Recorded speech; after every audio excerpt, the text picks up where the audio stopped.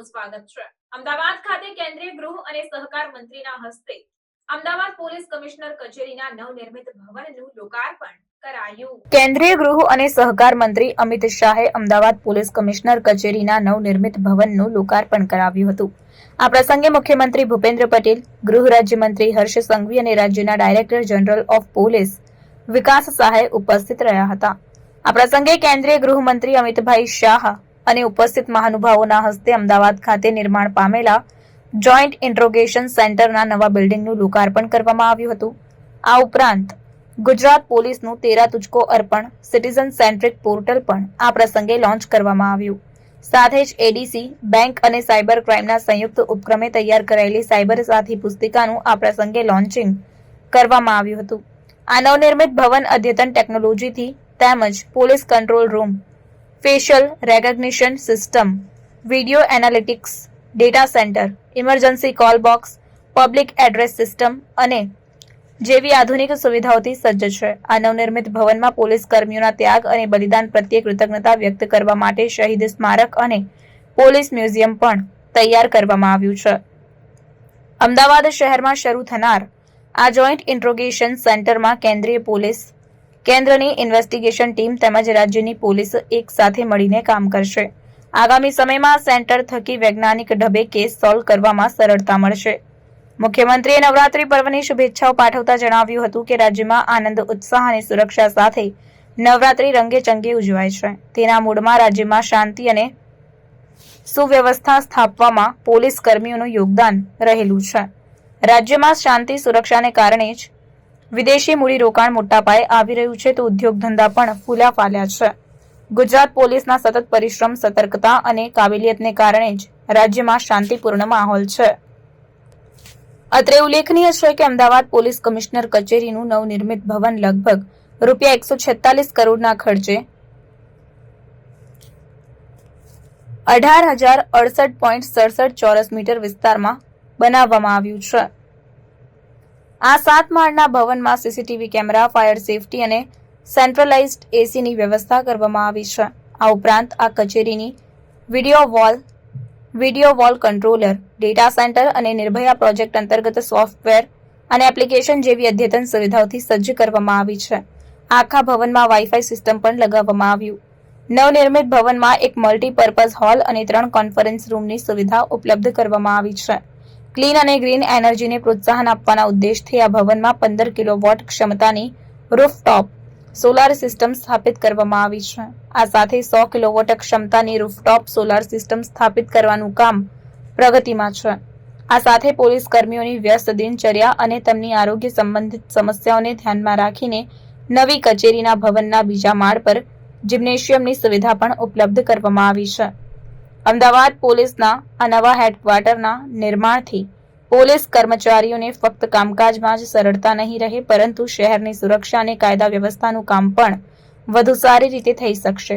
મહત્વની વાત એ પણ છે કે આ પોલીસ કમિશનરની નવનિર્મિત કચેરીમાં કેન્ટીનનું સંચાલન સખી મંડળની બહેનોને સોંપવામાં આવ્યું છે, જેનો ઉદ્દેશ્ય મહિલાઓને રોજગારીની તકો ઉપલબ્ધ કરાવવાનો છે। કાર્યક્રમમાં અમદાવાદના મેયર પ્રતિભાબહેન જૈન, રાજ્યસભાના સાંસદ નરહરી અમીન, લોકસભા સાંસદ હસમુખભાઈ પટેલ અને દિનેશભાઈ મકવાણા, અમદાવાદના સર્વ ધારાસભ્યો, Ahmedabad municipal commissioner M Thennarasan, Ahmedabad જિલ્લા કલેક્ટર Praveena DK, Ahmedabad police commissioner Gyanendrasinh Malik, Ahmedabad municipal કોર્પોરેશનના હોદ્દેદારો, તમામ ઝોનના ડીસીપી સહિત પોલીસ વિભાગના અધિકારીઓ અને કર્મચારીઓ તેમજ અનેક મહાનુભાવો પણ ઉપસ્થિત રહ્યા હતા। Reporter Sanjeev Rajput, secular Gujarat news, Ahmedabad.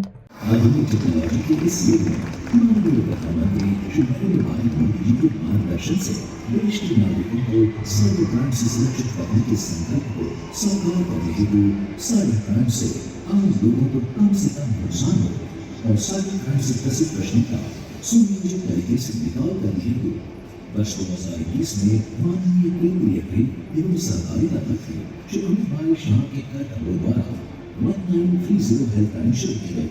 Ahmedabad cyber crime branch के माध्यम से शुरू की गई इस सेवा ने गुजरात के माननीय मुख्यमंत्री श्री भूपेंद्र भाई पटेल की प्रतिबद्धता और राज्य के माननीय गृह प्रधान श्री हर्षभाई संघवी के मार्गदर्शन से पूरे देश में सफलता का परचम लहराया।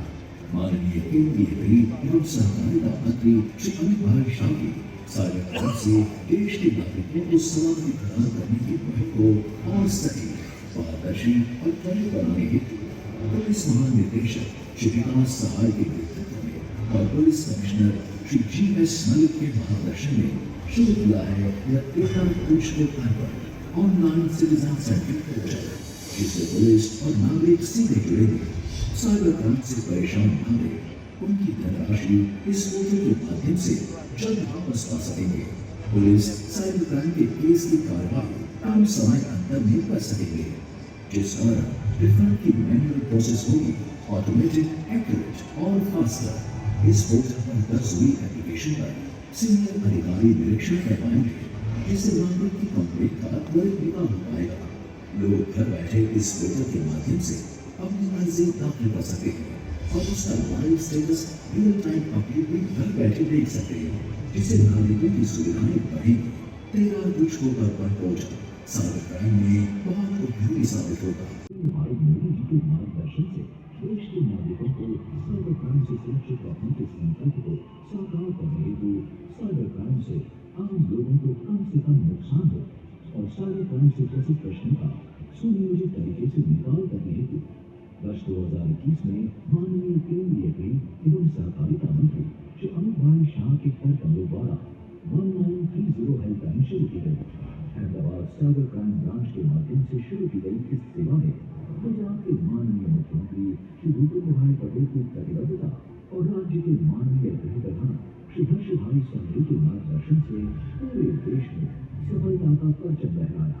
माननीय केंद्रीय गृह एवं सहकारिता मंत्री श्री अमित भाई शाह की साइबर क्राइम से देश के नागरिकों को सलामती प्रदान करने की मुहिम को और सटीक, पारदर्शी और त्वरित बनाने हेतु पुलिस महानिदेशक श्री विकास सहाय के नेतृत्व में और police commissioner Shri G.S. Malik के मार्गदर्शन में शुरू किया है यह 13 ऑनलाइन सिटीजन सेंट्रिक पोर्टल, जिससे पुलिस और नागरिक सीधे जुड़ेंगे, साइबर क्राइम से परेशान न रहे, उनकी धनराशि इस पोर्टल के माध्यम से जल्द वापस पा सकेंगे।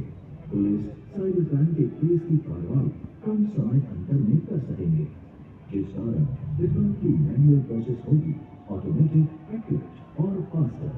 इस पोर्टल पर दर्ज हुई एप्लीकेशन पर सीनियर अधिकारी निरीक्षण कर पाएंगे, जिससे नागरिक की कंप्लेंट का त्वरित निकाल हो पाएगा।